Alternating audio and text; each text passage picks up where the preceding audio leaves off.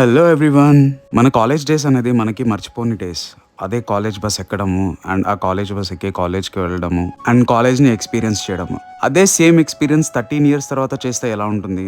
So, Avanti college వచ్చేసి alumni meet అనేది conduct చేశారు. And I was so excited to attend this event. And కాలేజ్‌కెళ్ళాక నా first word in my mouth ఏం మారలేదు. అసలేం మారలేదు. మారలేదు సార్. మారలేదురా. So that was my reaction. ఏం మారలేదు. అండ్ ఇందాక చూపించింది ఏవిహెచ్ క్యాంపస్ అండ్ ఇది క్యాంటీన్.